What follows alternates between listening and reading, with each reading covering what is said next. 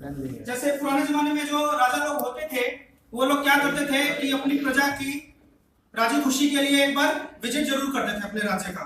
ठीक है, तो वो राजा ने क्या किया, अपने मंत्री को बोला कि चलो भाई देखें अपने प्रजा में कौन सुखी और कौन दुखी है, एक बार जांच परख किया जाए। ठीक है, तो राजा ने क्या किया, प्लीज बातें ना करें। तो राजा ने क्या किया, मंत्री बैठ गया, साथ में सारथी था और राजा गद्दी पे बैठ गया। ठीक है, जो भी अपना मुकुट लगा के, राजा तो राजा होता है, तो वो मतलब राज्य दरबार की गलियों से निकलने लग गया। तो निकलते निकलते देखा सब लोग ठीक है, खुशामद है। तो चलते चलते रास्ते में क्या हुआ कि एक बहुत ही भिखारी, गरीब तंग भिखारी राजा को मिला। ठीक है, तो उसने, अब राजा तो अपने रोड से जा रहा था, तो किनारे से उस भिखारी ने उस राजा को नमस्कार किया, मतलब बोला कि सलाम दुआ जो भी है, नमस्कार किया। तो राजा ने क्या किया कि जो अपना मुकुट पहन रखा था राजा का, वो उतार के उसने उतार के और उसको क्या कहा कि नमस्कार। तो जो साथ में मंत्री था, तो मंत्री ने उसको अचरज हुआ, आश्चर्य हुआ कि अरे राजा साहब, ऐसे तो बहुत सारे भिखारी मिलेंगे और आपने इस छोटे से अधने से भिखारी को नमस्कार सजदा सलाम कहने के लिए आपको राजमुकुट उतारने की तो जरूरत नहीं थी।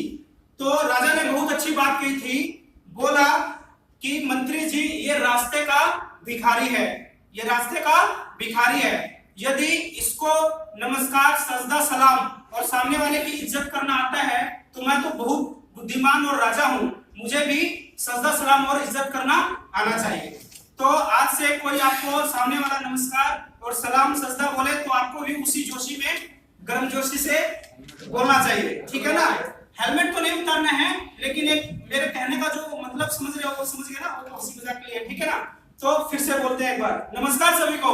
हाँ, ये होना चाहिए, क्योंकि जो आते हम लोग करते हैं वही हमारे बच्चे सीखते हैं और वही समाज से एक दूसरे से सीखते हैं। तो हम लोग, हमारे बच्चे भी हैं, तो कोई भी हरकतें ऐसे ना करें जिससे हमारे बच्चे ना सीखें। ठीक है, सामने कोई आएगा, आप उससे हेलो करोगे, चाहे नमस्कार बोलोगे, तो हमारे बच्चों पे भी असर पड़ता है कि हाँ पापा कोई भी आता तो प्यार से बोलते हैं, नमस्कार करते हैं, सलाम करते हैं। आगे बात सुनिए, तो इन सब चीजों का ध्यान रखिए।